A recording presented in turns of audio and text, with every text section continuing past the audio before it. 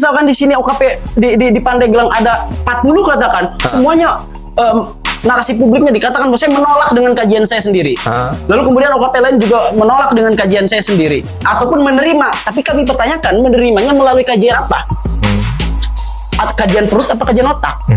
Ya tentu kalau menurut saya ini sangat berpotensi untuk mencederai ya, tentunya. Karena yang saya khawatirkan ini adalah stigma orang-orang terhadap daerah Pandeglang ini buruk jadinya. Bismillahirrahmanirrahim. Assalamualaikum warahmatullahi wabarakatuh. Waalaikumsalam warahmatullahi wabarakatuh. Pemirsa Pandeglang TV, alhamdulillah bertemu lagi bersama saya Muhammad Agus Salim dalam acara Pandes Pandeglang Podcast. Hari ini saya kedatangan dua teman-teman nih dari perwakilan pemuda, Kang Muhammad Apud ya. Selamat sore Kang. Selamat sore Kang. Sehat? Alhamdulillah sehat. Kemudian dari mahasiswa, ini yang kedua kalinya nih kita bertemu dengan sahabat mahasiswa kita, Kang Alvin ya. Siap Pak Agus, selamat sore. Terima kasih. Terima kasih sudah hadir di studio Pandeglang TV. Ya, kenapa saya mengundang teman-teman hadir di sini? Ya, karena kita butuh sumbangsi nih Pandeglang terkait ada yang isu sedang kontroversial terkait pengelolaan sampah yang memang saat ini tengah digarap begitu ya antara Kabupaten Pandeglang dengan Tangsel. Rencananya begitu Kabupaten Pandeglang akan menjalin kerjasama pengelolaan sampah dari Tangerang Selatan, dan saya melihat begitu. Nah, dari gerakan Kang Apud nih yang juga perwakilan pemuda dari KNPI yang saat ini di KNPI ya gitu. Betul. Kemudian Kang Alvin sebagai mahasiswa kemarin juga mengirim tulisan nih kepada kami, kepada pandeglangnews.co.id ya terkait dengan masalah sampah gitu. Nah, sebelum jauh nanti bagaimana sikap, saya ingin menanyakan terlebih dahulu apa tanggapannya ketika Pandeglang begitu yang kemarin juga sempat berpolemik, adanya di awal itu sempat ada penolakan dari warga, dan nampaknya kalau kita kemarin sudah wawancara dengan perwakilan Dinas Lingkungan Hidup itu ya beliau menyambut baik karena dengan alasan daya tampung di TPA masih memungkinkan. Menurut saya ke Kang Muhammad Apud dulu, bagaimana pandangan Kang Apud terhadap kerjasama pengelolaan sampah ini? Oke, baik, saya salam dulu mungkin ya untuk berkenalan. Saya Assalamualaikum warahmatullahi wabarakatuh. Waalaikumsalam warahmatullahi wabarakatuh. Untuk persoalan kenapa ya sampah ini menjadi polemik, sebetulnya Pandeglang hanya jadi sampel dari Sabang sampai Merauke. Dan saya pertanyakan kembali, siapa yang hari ini rela daerahnya terkena sampah? Dan saya pastikan dan yakinkan seluruh Indonesia, masyarakat Indonesia tidak menerima sampah. Karena sesampah-sampahnya sampahnya tetap sampah. Itu yang menjadi persoalan. Ya kan, mutiara yang disimpan di sampah tetap mutiara. Artinya adalah persoalan sampah ini adalah abstrak ya, sifatnya abstrak, yang memang ini langsung berkenaan dengan dampak lingkungan sosial yang terjadi kepada masyarakat langsung. Nah, persoalan kenapa banyak penolakan dibanding penerimaan, karena kami juga sebagai, atau saya tidak mengklaim saya aktivis, karena mungkin banyak sekali aktivis yang pintar dan cerdas di sana, terlepas dia mau berbicara ataupun tidak. Itu sebagai polemik saja ya di persoalan keaktivisan. Cuman hanya saja DLH pernah bilang bahwa ini untuk pendapatan ataupun pertambahan pendapatan daerah. Yang saya pertanyakan adalah, inilah nilai SDM daripada Pemda sendiri. Kenapa saya pertanyakan seperti itu? Karena apakah tidak ada opsi lain untuk membesarkan PAD yang ada di Kabupaten Pandeglang selain daripada sampah? Itu yang kami akan pertanyakan. Karena memang sektor kita di persoalan Pandeglang ini, Pandeglang berkah, Pandeglang sejuta santri, 1000 kiai gitu kan, selalu mendapat klaim adalah kota pariwisata dan kota religi. Di mana seharusnya klaim-klaim ini, hal-hal ini seharusnya harus difokuskan menjadi sebuah visi misi daripada Wabub dan juga Bupati sendiri untuk menyongsong daripada pendapatan PAD supaya bertambah. Kalau berbicara sektor kepariwisataan, saya katakan bahwa hari ini transparansi ataupun dinas yang mungkin pendapatannya lebih banyak dari dinas lain adalah dinas pariwisata.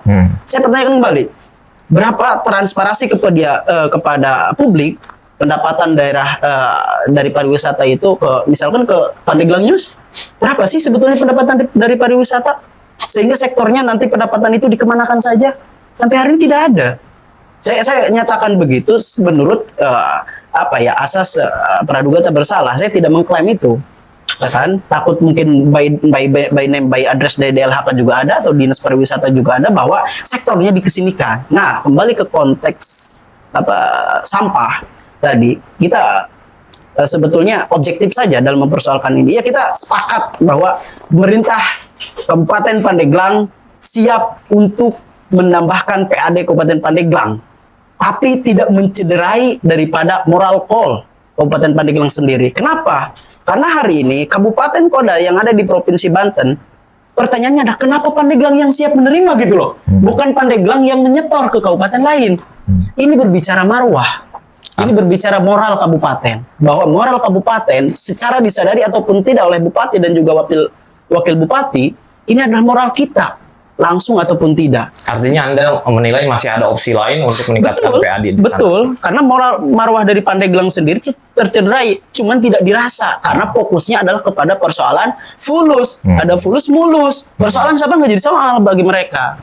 Begitu kira-kira, Mas. Mungkin agak emosional dikit. Nggak apa-apa. Ya nanti mungkin selain menyentuh dampak dan lain-lain, saya ke Kang Alvin dulu. Kang Alvin juga kemarin mengirimkan tulisan Iya, betul. terkait menimbang antara dampak, Menimbang antara pendapatan daerah dan risiko lingkungan. ya menyikapi terkait dengan kerjasama pengelolaan sampah dari Tangsel. Apa yang ingin Anda sampaikan poin dari tulisan yang kemarin kita terima? Jadi begini Pak Gus, ini kan suatu kebijakan yang dibuat oleh pemerintah daerah, yang dimana kebijakan ini baru-baru ini menuai kontroversi dari berbagai masyarakat yang ada di Pandeglang. Seperti yang saya tulis kemarin, yaitu pengelolaan sampah di Pandeglang antara pendapatan daerah dan risiko lingkungan. Jadi harus benar-benar diperhatikan, termasuk risiko lingkungannya ini seperti apa. Jadi oke lah, misalkan pemerintah daerah niatnya bagus untuk peningkatan PAD. Kita amini itu. Kita setuju kalau misalkan Pandeglang PAD-nya meningkat gitu dari sektor mana saja. Jadi Anda tidak terlalu mempermasalahkan jika PAD. Belum bagus. Jadi begini, bukan saya tidak mempermasalahkan. Karena dari situ kan menimbang antara pendapatan daerah dan risiko lingkungan. Ya, jadi artinya di situ ada risiko lingkungan yang harus benar-benar diperhatikan. Jadi bagaimana lingkungan itu bisa rusak kalau tidak bisa dikelola, ekosistemnya jelek, terus nantinya menyebarkan penyakit yang dimana itu pemerintah Kabupaten Pandeglang ini harus benar-benar mensosialisasikan secara spesifik mengenai kebijakan tersebut terhadap masyarakat, terutama yang ada di lingkungan Bangkonol tersebut, agar ya misalkan masyarakat mengerti gitu ya kan, ketika ini kebijakan yang dibuat olehnya itu benar-benar untuk meningkatkan PAD. Cuman di sisi lain begini, jadi begini, di sisi lain kan harus melihat apa dampaknya, jadi harus benar-benar dipersiapkan. Sementara dari sekarang aja belum jelas gitu, belum ada sosialisasi, ya kan, belum jelas. Tapi saya baca berita gitu ya kan, ada berita bahwasannya sudah ada kompensasi terhadap warga tersebut, yaitu sebesar 100.000 selama 2 tahap dalam waktu 2 bulan. Nah itu artinya masyarakat saya melihat menerima, tapi tidak melihat dampak resiko ketika belum disosialisasikan atau belum diperjelas mekanismenya seperti apa. Tapi yang saya lihat, meskipun di TPA Bangkonol menggunakan sanitary controlled landfill, yaitu artinya penimbunan sampah secara sistematis atau agar di TPA itu tidak menimbulkan bau yang sangat menyengat, mengurangi atau lingkungannya yang sehat, tapi tetap aja gitu ya kan, harus benar-benar diperhatikan. Karena melihat tadi, saya melihat berita juga kan, penampungannya itu kurang lebih 10.000 ya dari Tangerang itu. Sementara saya lihat pengeluaran sampah domestik dari masyarakat Pandeglang ini sekitar, menurut Dinas Lingkungan Hidup itu sekitar 550 ton per hari sampah masyarakat maupun pariwisata. Jadi artinya dari situ aja udah menimbulkan hal yang sangat tidak efektif. Jadi dari sana 50.000, dari sini 550.000 ke TPA, sementara Dinas Lingkungan Hidup bisa mengangkutnya itu 100 sampai 150 ton gitu. Artinya daya angkut yang memang dimiliki oleh Pemkab untuk sampah domestik di Pandeglang itu kan artinya masih punya PR begitu kan? Iya, betul. Dengan keterbatasan armada. Iya. Tapi sebelum ke pengelolaan, kita juga lihat ke belakang bahwa kita pernah diviralkan oleh Pandawara menjadi pantai terkotor. Nah itu bagus yang mau saya tambahkan. Ya, silakan. Itu menjadi PR juga yang dimana harusnya, ini mah menurut saya pribadi ya, pandangan sebagai mahasiswa, harusnya masyarakat Pandeglang itu jangan dulu, kalau bisa mah jangan dulu mengimpor atau bekerja sama menerima sampah dari Tangerang itu. Jadi sebagaimana yang dikatakan oleh Kang Apud tadi ya kan, tidak ada opsi lain. Apakah tidak ada opsi lain? Ya, pasti ada kan, pariwisata, ya kan? Dinas pariwisata, retribusi. Nah itu harus benar-benar dijalankan gitu. Bisa toh kita mendapatkan PR dari pariwisata tersebut, sementara kita melihat lingkungan sekitar yang ada di Pandeglang, saya melihat sampah yang berserakan di pinggir jalannya masih banyak. Jadi artinya pemerintah Pandeglang ini harus benar-benar mengelola sampah dulu nih, agar sampahnya benar-benar terjaga gitu. Kalau tadi yang disampaikan oleh Kang Alvin bahwa masyarakat sebelum disosialisasikan sudah diberikan kompensasi. Bagi Kang Apud ini sebuah jebakan begitu untuk masyarakat. Kemudian harusnya kan juga disosialisasikan dampaknya apa. Sehingga SDM atau masyarakat kita tercerdaskan. Tapi yang disampaikan Kang Alvin seolah-olah ini ada jebakan bagi masyarakat. Uang diterima, kemudian mau tidak mau kan sampah atau kerjasama itu harus dilakukan. Iya. Sama analogi sederhana saya gini. Saya menyekolahkan anak atau mengkuliahkan anak saya di salah satu kampus favorit dan hasilnya luar biasa. Dia pintar, cerdas, dapat beasiswa dari hasil dosen-dosennya ataupun akademik lah begitu. Sehingga terbentuklah karakter yang sangat luar biasa. Sehingga potensi saya untuk menyekolahkan anak kedua saya ke sekolah tersebut besar atau kecil? Besar. Nah, maka ketika kita analogikan ke persoalan TPA di Keroncong, ya kan, di Bangkonol, maka yang saya pertanyakan adalah jejak digital selama TPA ini didirikan. Yang saya sorot pertama adalah persoalan pendapatannya. Kalau misalnya tadi berbicara anggaran yang didapatkan per tahun demikian, maka ini sektornya dikemanakan saja dan transparansi ke publiknya seperti apa? Misalkan satu hari dapat berapa mobil?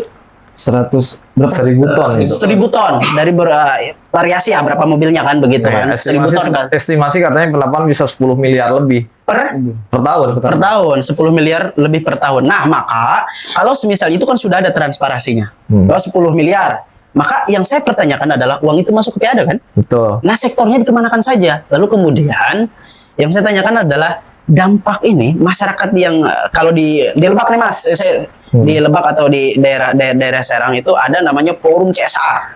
Forum CSR ini dari berbagai perusahaan atau kelembagaan ataupun pemerintah yang berkaitan langsung dengan pemerintahan itu ada perkumpulannya, dan bahwa pendapatan dari situ ada dana kompensasi langsung ke Pemda, dan sisa kalau makan mah ada apanya sih kalau sisa-sisa makan tuh remeh-temehnya itu buat masyarakat sekitar Pak.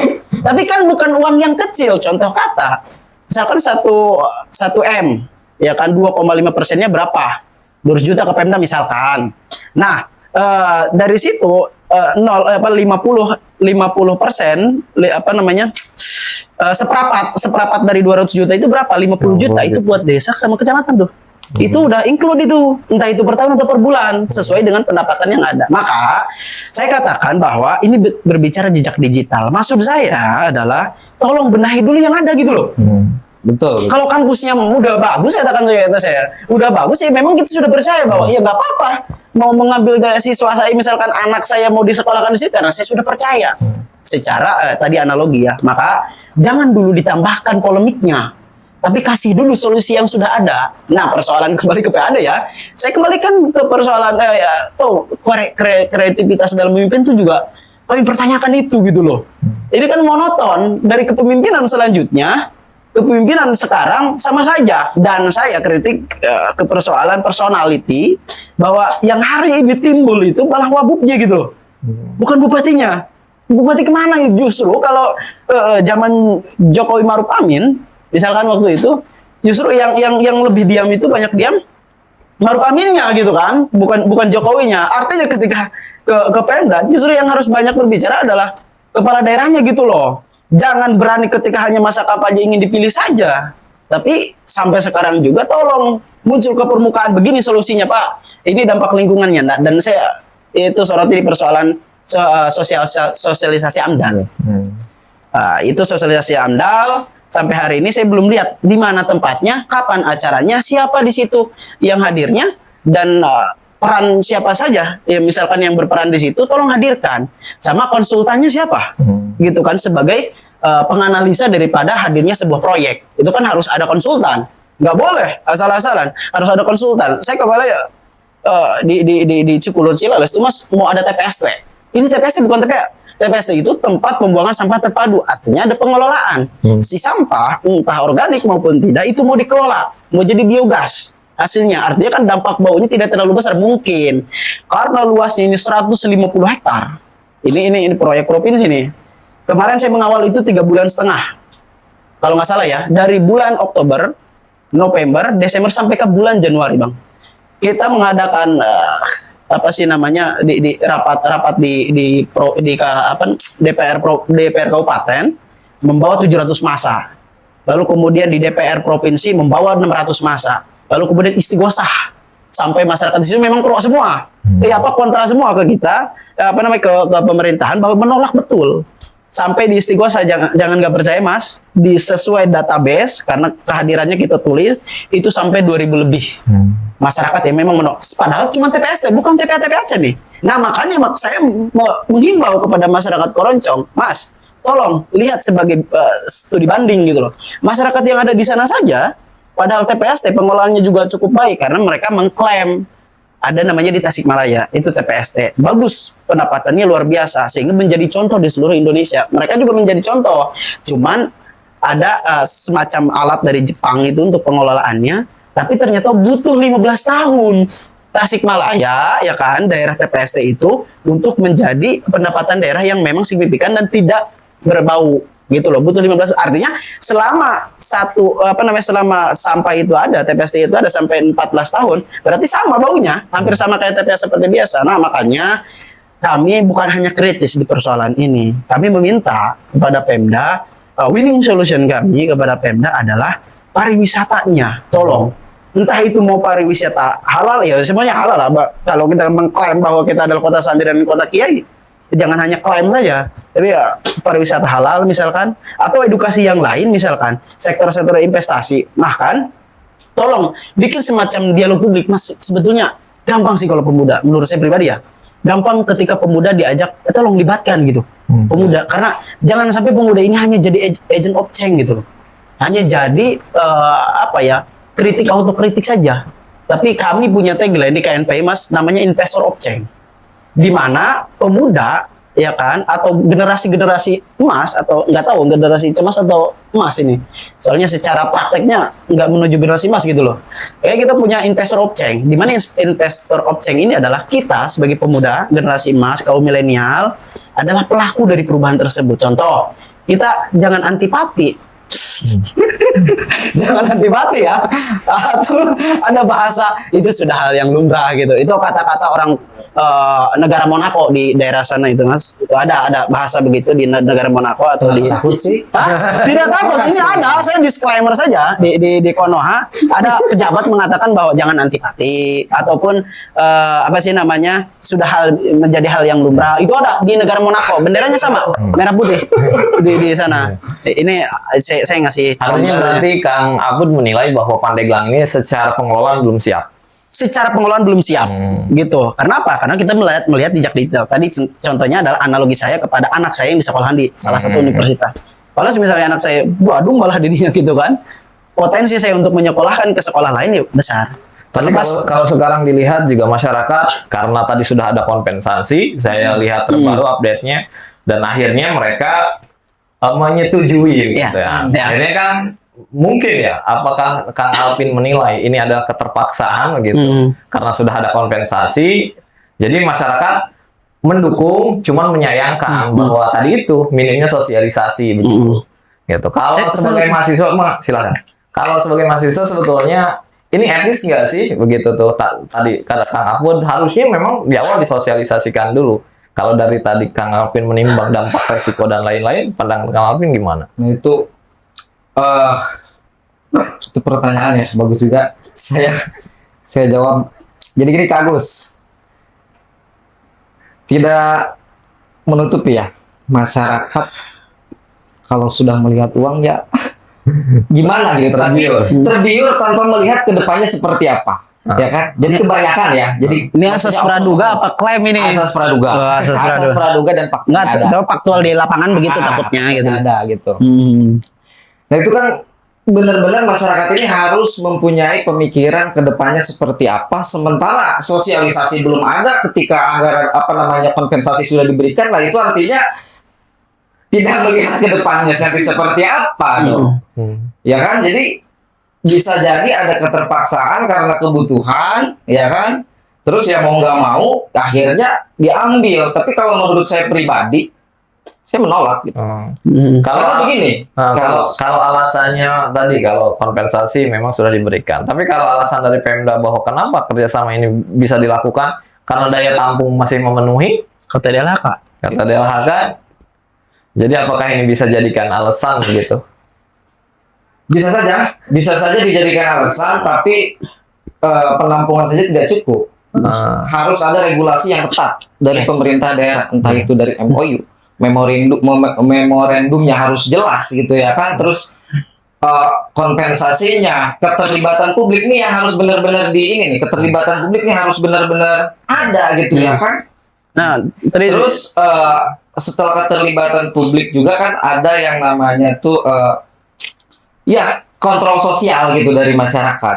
Jadi harus seperti itu. Artinya ya memang publik sangat minim ya untuk diajak ikut serta dalam sebuah kebijakan pengelolaan sampah ini. Sama transparansinya juga harus benar-benar transparan, yang dimana benar-benar memberikan kepercayaan kepada masyarakat. Karena pun kalau jauh ke penampungan sampah, kita kan juga kerap kali di tahun-tahun kepemimpinan sebelumnya kita pernah menyandang sebagai punya pantai terkotor se-Indonesia. Kemudian juga kita lihat permasalahan armada yang memang masih jadi PR, sehingga daya tampung kemudian masih tersisa begitu di tempat-tempat sampah. Seperti di Pasar Labuan, Pasar Pandeglang, setiap kali media menyorot itu. Ketika ini diperpanjang, maksudnya apakah ini tidak bagi Kang Aku menambah masalah baru begitu? Atau memang sebetulnya ketika ini oke lah penampungan sampah dilakukan, tapi memang armada ditambah dan lain-lain, atau ke sana? Iya. Jadi tidak balance dengan tagline Pandeglang sendiri kan. Nah, ya maksudnya persoalan sampah ini artinya kita mampu untuk mengatakan bahwa ini bukan kota santri tapi kota sampah, tapi melalui by name by address kan begitu. Artinya ketika berbicara by name by address, kota santri banyak sekali kota santri apa kota pariwisata? itu tagline secara keberkahan kan. Tagline secara keberkahan ya kan. Atau kota pariwisata adalah secara alam kan begitu, secara alam. Nah makanya kita boleh mengambil sampel di daerah Pandeglang. Banyak sekali Pandawara ya waktu itu mengatakan bahwa begini Mas, betul pemerintahan daerah kalau semisalnya sudah ada orang besar ya, atau katakanlah media besar yang memang mengklaim persoalan bahwa itu kota sampah tempat terkotor di Indonesia kan nomor satu, bahkan bukan, artinya adalah pandangan orang publik di daerah sana adalah bukan hanya Tangsel ya hari ini mengklaim, katakan begini ya Pak, saya luruskan narasinya, takut belok doang. Oke lah, misalkan kepala daerah Tangsel mengatakan bahwa Bu, bisa nggak kita MOU sampah dari Tangsel setorkan aja ke situ. Ya boleh dikatakan bahwa ini kan kemarin distorkannya bukan ke Pandeglang tapi ke di Kabupaten Serang tuh Cilowong. Cilowong. Nah, Mas, saya Kota Serang. bicara ke Cilowong ya. 2021, Kota Tangsel dan Kabupaten Serang mengadakan MOU, ya kan? Dengan Kota Serang. Dengan Kota Serang, ini kota bukan Kota Serang. Iya, di Kota Serang. Dan Cilowong. anggarannya per tahun itu 21,7 M. Oh. Luar biasa besar. Lalu kemudian 2024 Kajati ini polemik Mas ya. Ini polemik ya sebagai referensi kita bahwa jangan bukan antipati. Jangan asal-asalan gitu kan. Jangan asal-asalan dalam mempersoalkan ini karena sektor untuk KKN dan lain sebagainya ini sangat luar biasa. Artinya track recordnya juga buruk waktu itu. Betul. 2024 Kajati memanggil Nah. Kadis DLHK Tangsel dan juga staf-stafnya termasuk tender pengadaannya atau pihak ketiga. Dan itu sekarang ditangkap Mas sama Kajati Banten. Dan dengan selaunya, dengan santainya Bupati menerima bahwa tolong pindahkan saja dari Kabupaten Serang ke Pandeglang. Kami siap menerima gitu loh. Bagaimana? Saya pertanyakan di mana marwah Pandeglang di situ? Hari ini kita dimalukan gitu oleh wakil kita sendiri. Seharusnya kalau mau menaikkan marwah gitu kan, tolong kemarin juga bermasalah kok. Kadis DLK-nya juga misalkan ditangkap sama Kajati misalkan. Lalu kemudian ketika referensinya adalah seperti itu, potensi juga dong pengelolaannya ini tidak benar ketika diterapkan di Pandeglang. Terlepas DLHK Pandeglang yang nanti kena audit sama Kajati ataupun DLHK Tangsel sendiri. Yang saya sampaikan adalah solusinya adalah tolong benahi dulu secara sistemnya. Gitu doang. Sistemnya beres, track recordnya di TPA yang sudah berjalan oke, santai, transparansi anggarannya ada, sektor uang yang didapatkan masuk kemana saja, misalkan itu kan ya, jelas. Nah baru di situ ya siap, kami siap karena secara sistem sudah bagus begitu. Ini motonya cuan bulus nggak ada pulus nggak mulus, ada mulus ya ada pulus bulus gitu bang. Gitu loh maksudnya. Nggak ngambil gimana? Semangat nggak ketika secara alam labelnya adalah kota pariwisata, tapi dengan akhirnya banyak kerjasama sampah, kemudian ada dari penilaian Pandawar dan lain-lain, akhirnya Pandeglang diklaim sebagai kata kami sebagai kabupaten atau kota sampah gitu. Ya, jadi yang tadinya kota pariwisata jadi kota sampah gitu. Ya memang gabut gitu.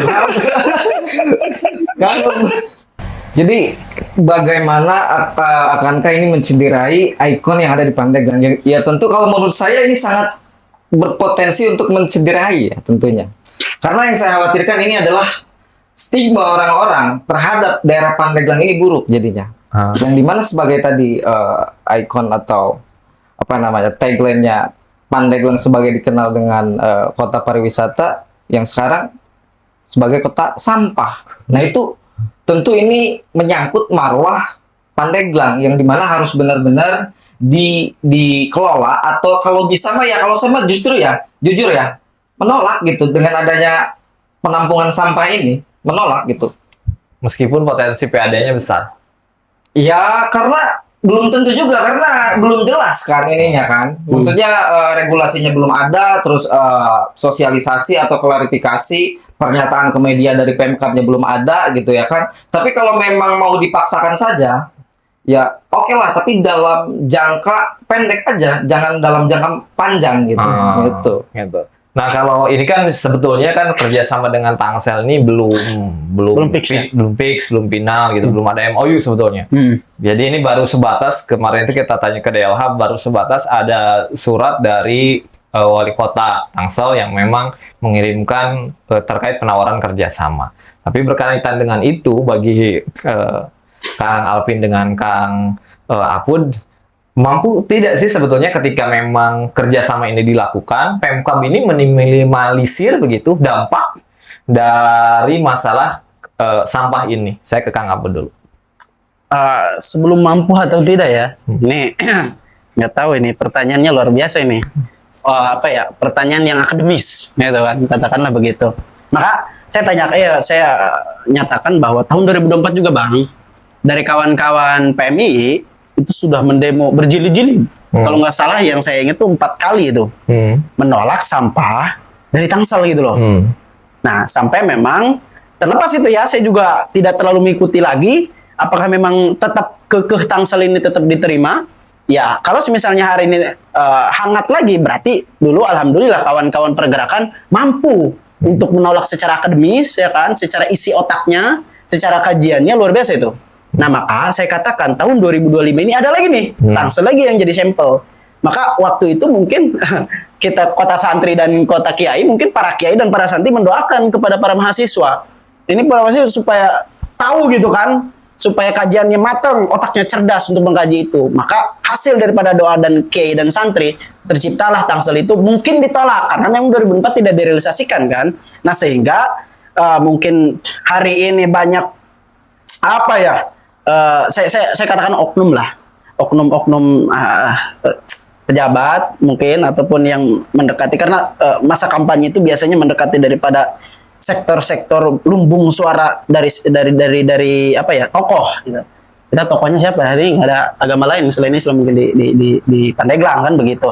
Maka hari ini doanya agak kurang mujarab gitu kan, sehingga kami meminta doa kepada para kiai, para santri, ya kan, karena kami tidak bisa mengklaim kami santri juga kiai, yang alip-alipan gitu ya, oh ya bisa jawabanten akan begitu. Nah, maka saya katakan bahwa teman-teman hari ini berbicara mampu atau tidak Pandeglang untuk apa tadi kan? Ya, meminimalisir. Kalau misalnya bicara mampu, hari ini mereka berpotensi untuk mencederai lagi. Jangan katakan mampu, gitu kan? Artinya tidak mampu. Tidak mampu, gitu kan? Karena hari ini bukan mau dikurangi, tapi mau ditambahkan, kan begitu Baran? Ya kan, analogi sederhananya begitu. Hari ini mau ditambahkan, kecuali ada narasi publik yang dikatakan oleh Dewi, kami akan meminimalisir sampah yang ada di Cilowong misalkan, yang di sini di Bangkonol gitu kan, atau di TPA yang lain, sehingga kami secara kreativitas Pemda dan juga legislatif akan mengupayakan di sektor pendapatan lain, pariwisata kami akan kembangkan secara modernis atau dan lain sebagainya. Bagi saya itu sangat elok sekali gitu kedengarannya dibanding sampah, karena sampah mau disimpan di mutiara ataupun di emas tetap sampah, emas disimpan di sampah itu tetap emas, mutiara disimpan di sampah itu tetap mutiara. Maka saya katakan dan mengajak kepada kawan-kawan, ini bukan memprovokatif kawan-kawan ya, sebagai problematik yang terjadi di Kabupaten Pandeglang. Hai kawan-kawan, aktivis yang hari ini bergerak di soal pikiran, kita kepinggirkanlah sentimen, kita kedepankan argumen sebagai kaum intelektual, kita dikasih fitrah sebagai mahasiswa, dan tidak semua orang di daerah ini mampu untuk menjadi mahasiswa. Berapa ribu, berapa juta kawan-kawan kaula muda hari ini pengen menjadi kita gitu loh, sebagai mahasiswa, sebagai aktivis, tapi mereka terbentur oleh ekonomi, terbentur dengan sistem sosial dan lain sebagainya. Maka fitrah itu mari kita syukuri. Dengan apa? Dengan ayo kita berdebat dengan argumentasi, ya kan? Kita kedepankan argumen dan hilangkan sentimen. Ajakan itu Anda menilai saat ini tidak ada suara di Pandeglang? Kalau saya katakan misalkan di sini OKP di Pandeglang ada 40 katakan, semuanya narasi publiknya dikatakan bahwa saya menolak dengan kajian saya sendiri. Lalu kemudian OKP lain juga menolak dengan kajian saya sendiri. Ataupun menerima, tapi kami pertanyakan menerimanya melalui kajian apa? Kajian perut apa kajian otak? Kalau kajiannya adalah kajian perut, maka pasti, dan saya yakin gitu lah. Karena begini Bang, ada kata bahwa logika tanpa logistik itu anarkis katanya kan begitu. Jangan sampai kata-kata itu keluar dari kaum muda gitu. Ya, saya sepakat bahwa Anda tidak akan menjadi aktivis yang betul-betul aktivis ketika perut Anda masih keroncongan di rumah Anda, kan gitu. Tapi apakah tidak ada solusi lain untuk mencari pendapatan kecuali dari penjualan jalan suara kita, kan begitu. Nah, maka saya katakan kembali lagi ke persoalan sampah ini. Pemerintahan Kabupaten Pandeglang tidak kreativitas dalam membangun PAD atau menambahkan PAD Kabupaten Pandeglang. Sebetulnya saya katakan tolong bikin dialog publik, gitu. Mengundang daripada siapa investor-investor yang ada di Indonesia terkenal misalkan kan. Tokoh ulama dihadirkan, aktivis dihadirkan. Ini sebetulnya hanya persoalan dialog publik, Bang. Sehingga semua otak menyatu dalam visi bupati di situ. Jangan sampai ada disclaimer, ya tolong jangan antipati kepada orang-orang yang punya otak di daerah-daerah sana gitu loh. Tolong kumpulkan diskusi publik di mana, ayo. Mau di lapangan, mau di Pemda sekalipun, ayo kita ngobrol. Gimana caranya menghadirkan investor ke Kabupaten Pandeglang tapi tidak mencederai daripada sejuta santri dan 1.000 ulama. Gimana caranya? Ayo. Nah, ulama ngasih saran. OKP aktivis ngasih saran. Semuanya ngasih saran. Lalu kemudian disimpulkan gitu loh. Rasulullah juga begitu. Rasulullah tidak apa ya? Apa sih namanya? Tidak ini apa sih? Aduh, saya lupa. Saya Artinya komunikasi itu dibangun lah begitu dengan komunikasi itu dibangun. Maka saya katakan terakhir, kita punya 4 fase di negara Indonesia. Adalah 1 fase kerajaan, 2 adalah fase penjajahan, ya kan, Jepang, Portugis, Belanda dan lain sebagainya. Lalu kemudian fase kemerdekaan, lalu fase pembangunan. 4 fase itu.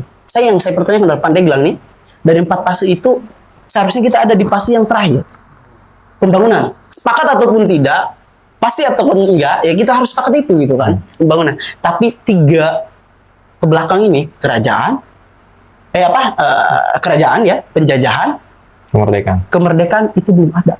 Dan bahkan masih diasumsi dalam persoalan sistem Kabupaten Pandeglang. Saya tidak bisa mengklaim itu dalam secara spesifik, tapi memang nyatanya begini, gitu loh. Saya paling miris kemarin ada yang ditandu katanya kan, satu ibu yang melahirkan ditandu, miris sekali Pak. Jadi gitu. itulah problematika. Saya mau kemana-mana di mana di Pandeglang loh gitu. Saya ke Kang Alvin, Kang Abu tadi sudah menegaskan bahwa Pandeglang saat ini belum mampu meminimalisir dampak sehingga beliau menolak untuk adanya kerjasama dengan Tangsel walaupun saat ini belum fix ya. Kang Alvin sepakat? Melihat mampu atau tidaknya, ya. Jadi dengan transparansi yang belum begitu ada ke publik, jadi kalau pandangan saya sendiri kayaknya tidak mampu. Tidak mampunya kenapa? Dengan melihat kondisi yang ada di Pandeglang saja belum dikelola dengan baik, ya kan? Mulai dari Labuan saja nggak tahu nih kan, udah 2 kali oleh Pandawara, ya kan? 1 kali oleh Pandawara, 1 kalinya lagi oleh masyarakat. Jadi artinya pemerintah Pandeglang ini jangan dulu menunggu kiriman sampah dari Tangsel. Jadi kelola dulu yang ada gitu. Jadi artinya kalau menurut saya tidak mampu gitu. Kita harus melihat dari sisi oke lah niatnya baik untuk PAD gitu ya kan. Tapi kita harus melihat di sisi lain juga. Jadi masih ada gitu. Misalkan dari pariwisata gitu ya kan. Itu mungkin menurut saya sih tidak mampu. Apakah mungkin ada kemungkinan jika ini dipaksakan bahkan nanti biaya kos untuk memperbaiki dampak dan lain-lain bahkan lebih besar begitu ketimbang nanti keuntungan. Nah ya itu kan seperti saya bilang tadi, kalau memang mau dipaksakan, ya saya yakin ini pasti bakal ada demo ini. Kalau memang benar-benar dipaksakan, ya kan? Dari mahasiswa. Jelas. Jelas. Jadi provokasi saya nyampe ya. Psikologi kawan yang di sebelah saya ini kan. jadi persepsi Kang Aput bahwa tidak ada suara itu salah ya. Mahasiswa di Pandeglang tidak ada bersuara salah. Ada sedikit. Cuma sedikit. Ya memang seperti itu kok. Faktanya seperti itu. Jadi gini, pemerintah Pandeglang ini harus mempunyai prinsip transparansi dan partisipasi terhadap masyarakat agar pengelolaan sampah ini berjalan dengan baik. Kalaupun mau dipaksakan oke, tapi dalam jangka pendek saja, jangan jangka panjang. Nah, itu bisa mencederai marwah Kabupaten Pandeglang. Terima kasih Kang Alvin, Kang Apun. Terakhir Mas, boleh satu. Terakhir, jadi dulu pas revolusi Prancis, penggeraknya adalah Napoleon Bonaparte. Jadi jangan kecilkan ruang-ruang kopi lingkaran ini. Karena dulu Napoleon Bonaparte adalah seorang penggagas, dilahirkan dari kopi-kopi lingkaran diskusi. Sehingga muncullah revolusi Prancis pada waktu itu, sehingga dia mampu untuk kalau zaman Soeharto apa sih namanya? Revolusi besar kan begitu. Sehingga sistem pemerintahan hari itu berubah dan Prancis maju waktu itu. Nah, maka saya itu sebagai polemik dan sebagai rangsangan saja kepada kawan-kawan OKP. Jadi perputaran kopi yang ada di teman-teman diskusi-diskusi, tolong itu kembali dipererat gitu loh, untuk merajut kembali bahwa aktivis Pandeglang hari ini mampu untuk menjadi solusi dari permasalahan yang ada di Pandeglang. Begitu Bang, kira-kira. Saya mengajak saja. Apalagi perputaran kopinya dibarengi dengan pemerintah ya. Nah, itu beda hal, itu beda hal. Oh, oke, nanti dibahas di belakang saja lah. Terima kasih Kang Abud atas waktunya, perwakilan dari pemuda atau sebagai aktivis begitu, dan Kang Alvin dari mahasiswa. Mudah-mudahan suara teman-teman ini terus nyaring begitu ya, sesuai harapan, dan saya pastikan Pandeglang TV ini juga menjadi tadi ruang lingkar diskusi untuk menyuarakan dan mendorong. Kami mengkritisi pemerintah bukan semata-mata untuk benci, tetapi ini bagian rasa sayang untuk membangun agar lebih baik. Karena tugas kita selain sebagai hiburan juga sebagai media kontrol sosial. Gitu. Terima kasih pemirsa, mudah-mudahan apa yang kami diskusikan hari ini bermanfaat dan menjadi masukan, saran bagi pemerintah untuk membangun Kabupaten Pandeglang lebih baik lagi. Kita sayang Pandeglang ya. Amin. Kang Abud, saya Muhammad Agus Salim. Assalamualaikum warahmatullahi wabarakatuh. Waalaikumsalam warahmatullahi taala wabarakatuh. Siap.